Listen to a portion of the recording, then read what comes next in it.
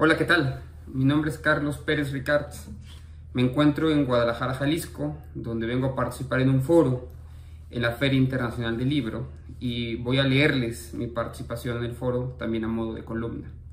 La titulé 5 años del primer gobierno de la Cuarta Transformación, lo que hay que admitir. Admitamos que, a 5 años de iniciado el gobierno del presidente López Obrador, no estamos en el lugar que muchos hubiéramos querido estar.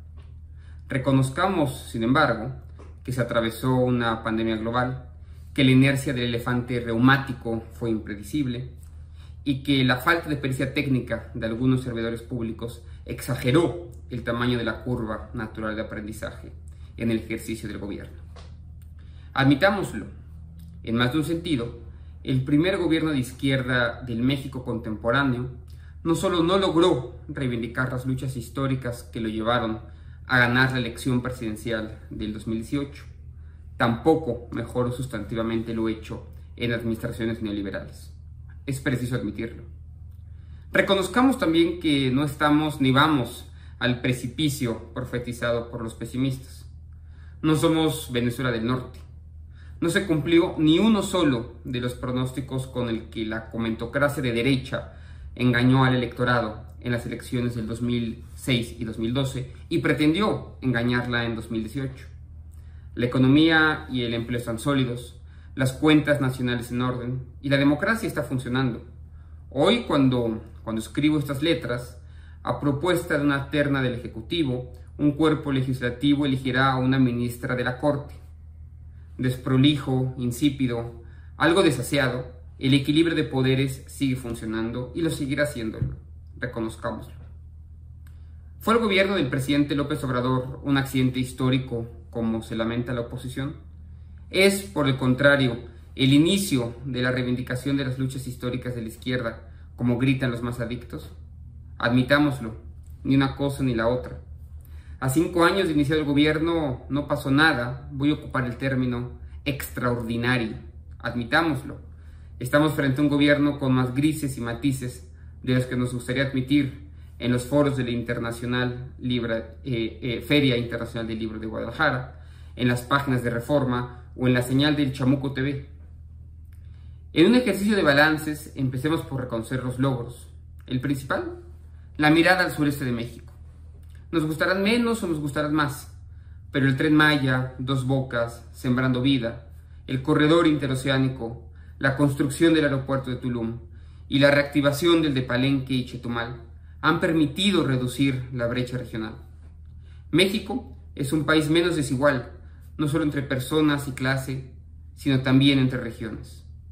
Es justo en el sur del país, donde nadie miró en décadas, en donde más y mejor se ve la transformación.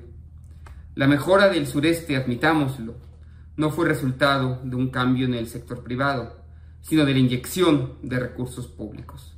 Eso hay que reconocerlo. Hay otros logros que debemos admitir. A 5 años del gobierno triunfó la narrativa de que un país que no pretende terminar con la desigualdad es un país imposible.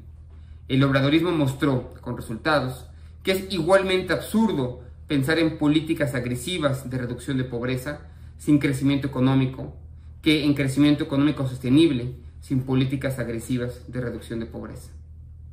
¿Quién en el futuro, se apellide García o Gálvez, podrá argumentar en contra de los incrementos salariales sostenidos o en contra del reparto de utilidades entre trabajadores?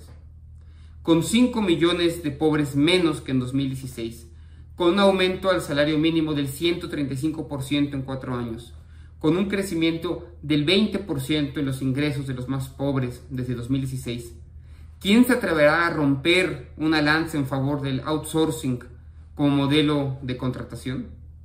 Lo harán en lo obscurito, como lo han hecho siempre, pero nadie reivindicará más, entre batucada y cantos de sirena, el efecto de goteo o teoría del derrame, el llamado trickle-down economics, como un modelo potable de país, posible de país. Les costará mucho admitirlo, pero la política social y laboral del obradorismo continuará más allá de quien gane en 2024. Ahí sí, para que vean, juntos hicimos historia. Para ello no hay vuelta atrás, eso hay que reconocerlo. y también hay que festejarlo. Admitamos quienes participamos en este foro que no todo fue felicidad, no todo fue jauja. En muchos temas hubo regresión y estancamiento. Refiero a algunos que duelen: la incapacidad del gobierno para resolver el problema de la seguridad pública, el incumplimiento de la pobreza de cambiar la política de drogas, el abuso y promoción de la prisión preventiva, la actitud soberbia y altanera frente al Poder Judicial, pero displicente y poco combativa con los grandes capitales. Refiero y reconozco otra que duele más y que admito será el legado más doloroso del gobierno de la Cuarta Transformación: la alianza con el sector militar. El presidente López Obrador no solo desperdició la oportunidad única de reformar profundamente ese enclave autoritario que es el ejército, también lo empoderó. Reconozco, admito, comprendo la decisión de mantener a miles de soldados patrullando calles y tendiendo líneas de ferrocarril, pero me es incomprensible la lógica de entregarles hoteles, líneas aéreas e impunidad. El empoderamiento militar es una herencia colosal que le dejará el presidente a Claudia Sheinbaum, admitámoslo. Estuve en este mismo foro el año pasado. Las aguas se veían algo más turbias de lo que se ven hoy. Había vacilación e incertidumbre. Al final, fue el año más ordinario de un gobierno que, como dije, no fue extraordinario en casi ningún sentido, o al menos no en todos. Eso sí, reconozcámoslo, el presidente logró sobrellevar el mayor reto de cualquier régimen popular: la delegación interna del poder, la sucesión del poder. Todos los que estaban en el barco de la Cuarta Transformación hace un año siguen ahí. Los Monreales y Marcelos, que coqueteaban con bajarse, terminaron reconociendo que afuera hay gigantescas olas, fríos polares y mareas impredecibles. Al timón quedó Claudia Sheinbaum Pardo, la mejor de todas las figuras posibles para conducir el barco, la más natural de todas.